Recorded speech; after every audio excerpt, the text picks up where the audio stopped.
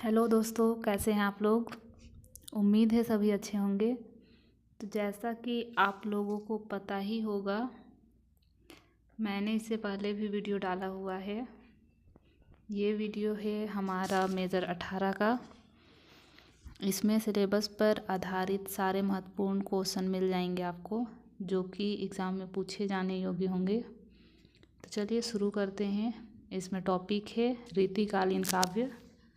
पहले short question देखेंगे, उसके बाद लॉन्ग क्वेश्चन। रीतिकाल का नामकरण किसने किया और क्यों। रीतिकाल का नामकरण आचार्य रामचंद्र शुक्ल ने 1929 में हिंदी साहित्य का इतिहास में किया, क्योंकि इस युग के कवि काव्यशास्त्र की रीति यानी लक्षण ग्रंथ के नियमों को आधार बनाकर रचना करते थे। चलिए अगला क्वेश्चन देखते हैं। रीतिबद्ध, रीतिसिद्ध और रीति मुक्त में अंतर। रीतिबद्ध पहले लक्षण ग्रंथ लिखना, फिर उदाहरण देना। इसके कवि है देव और केशव। रीतिसिद्ध में शास्त्र जाने बिना ही सरस रचना किया जाता है। इसके कवि है बिहारी। और शास्त्र की चिंता छोड़कर स्वानुभूति से लिखना, इनके कवि है घनानंद और आलम। तीनों के अंतर आप लोग देख लीजिएगा।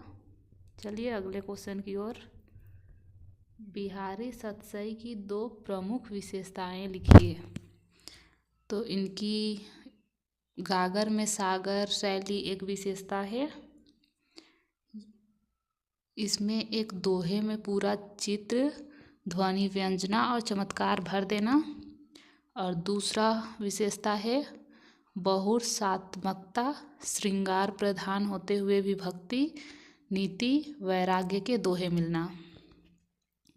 चलिए अगला क्वेश्चन देखते हैं। घनानंद को रीति से मुक्त क्यों कहते हैं, एक उदाहरण दीजिए। घनानंद को रीति मुक्त कहते हैं क्योंकि उन्होंने केवल लक्षण ग्रंथ नहीं रचे, शास्त्रीय बंधन तोड़कर केवल स्वानुभूति के विरह प्रेम को वाणी दी। उदाहरण है अति सुधो स्नेह को मार्ग है, जैसा नैकु शयानप बाक नहीं। अगला क्वेश्चन देखते हैं। देव को आचार्य कवि क्यों कहा जाता है, उनके दो ग्रंथों के नाम लिखिए। देव को आचार्य कवि कहते हैं क्योंकि उन्होंने काव्य शास्त्र के लक्षण ग्रंथ रचकर रस, रीति, अलंकार का व्यवस्थित निरूपण किया। उनके दो ग्रंथ हैं भाव विलास और रस विलास। अगला क्वेश्चन देखते हैं। रीतिकाल की भाषा कौन सी थी, उसकी दो विशेषताएं बताइए। रीतिकाल की मुख्य भाषा ब्रज भाषा थी। विशेषता है मधुर संगीतमय ध्वनि और लाक्षणिक चित्रात्मक पदावली। अगला क्वेश्चन देखते हैं। रीतिकाल में वीर रस के कवि का नाम लिखिए और एक ग्रंथ बताइए। रीतिकाल के कवि हैं भूषण और उनकी ग्रंथ है शिवराज भूषण। ये सभी आप लोग याद रख लीजिएगा। अगले क्वेश्चन की ओर चलते हैं। नायिका भेद से आप क्या समझते हैं या क्या तात्पर्य है। स्वकीय और परकीय में अंतर बताइए। नायिका भेद का अर्थ है श्रृंगार रस में नायिकाओं के स्वभाव, अवस्था, प्रेम संबंध के आधार पर किया गया वर्गीकरण। स्वकीय का अर्थ है विवाहित और अपने पति से प्रेम करने वाली। परकीय दूसरे पुरुष से प्रेम करने वाली। स्वकीय और परकीय यही है। चलिए अगला क्वेश्चन देखते हैं। रसलीन किसकी रचना है, रीतिकाल में उसका क्या महत्व है। रसलीन अंगदर्पण के रचयिता रसलीन की रचना है। रसलीन कवि हैं और उनकी रचना का नाम भी रसलीन ही है। यह रीतिकाल के एक मुसलमान कवि थे। इनका महत्व देखते हैं। अंगदर्पण में नायिका के अंगों का सूक्ष्म सरस वर्णन मिलता है। रीतिकालीन श्रृंगार परंपरा और नायिका भेद को समझने के लिए यह ग्रंथ महत्वपूर्ण माना जाता है। चलिए अगला क्वेश्चन देखते हैं। रीतिकाल को श्रृंगार काल क्यों कहा जाता है, एक तर्क दीजिए। रीतिकाल को श्रृंगार काल इसलिए कहा जाता है क्योंकि इस युग की 90% से अधिक काव्य रचना श्रृंगार रस पर केंद्रित है। रीतिकालीन कवि दरबारी आश्रय में थे, जहाँ विलासिता और मनोरंजन का वातावरण था। अंततः कवियों ने रस सिद्धांत में भी श्रृंगार को रसराज मानकर नायिका भेद, नक्सिक, ऋतु वर्णन, नक्सिक का मतलब है पाँव से लेके सर तक का वर्णन, मतलब नायिकाओं का वर्णन, संयोग वियोग जैसे श्रृंगारी प्रसंगों को ही विस्तार दिया। देवमतीराम, बिहारी, पद्माकर आदि सभी बड़े कवियों की मुख्य उपलब्धि श्रृंगारी मुक्तक है।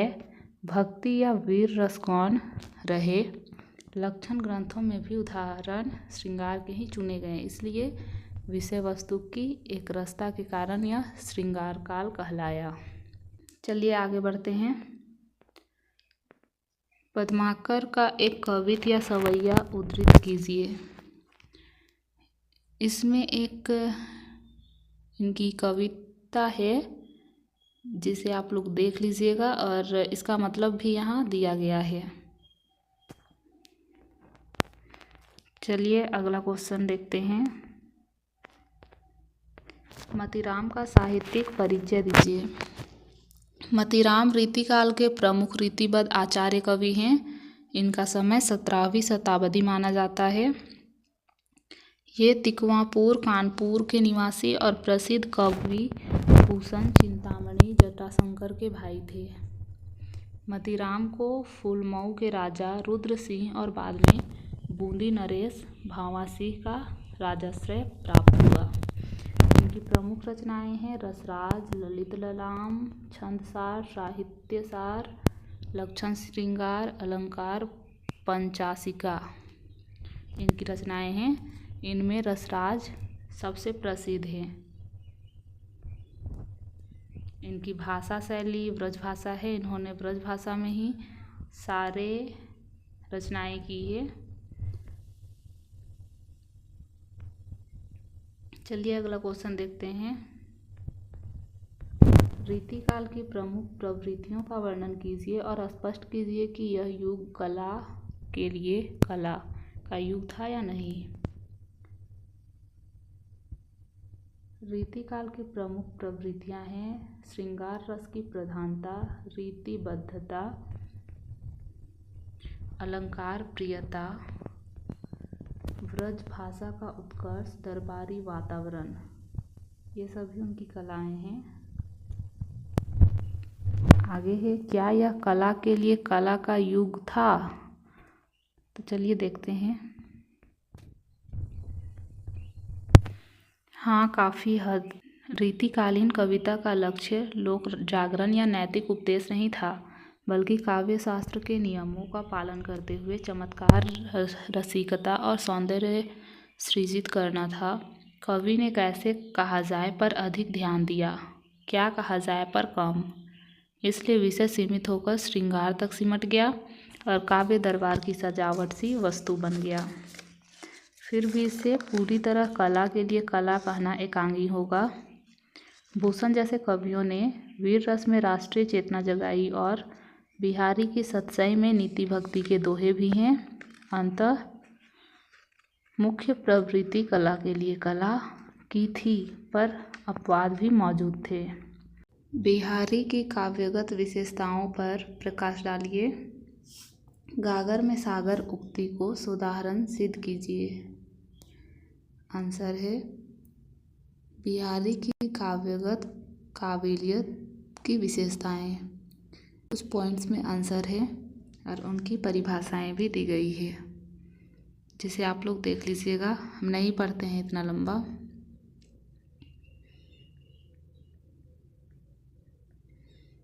अगला क्वेश्चन देखते हैं। घनानंद के काव्य में निहित प्रेम की स्वच्छंदता और विरह वेदना का विश्लेषण कीजिए। उन्हें प्रेम का पीर का कवि क्यों कहते हैं? इसमें भी कुछ पॉइंट्स में आंसर दिया गया है। जिसे आप लोग देख लीजिएगा एक बार। इम्पोर्टेंट क्वेश्चन है, परीक्षा में पूछे जाने वाले हैं। अगला क्वेश्चन देखते हैं। रीतिकालीन ब्रजभाषा की काव्य भाषा के रूप में शक्ति और सीमा का विवेचन कीजिए। ब्रजभाषा रीतिकाल की स्वीकृत साहित्यिक भाषा थी। कृष्ण काव्य और श्रृंगारी मृतकों के माध्यम से यह पूरे भारत की काव्य भाषा बन गई, पर हर भाषा की तरह इसकी अपनी शक्ति और सीमा दोनों थी।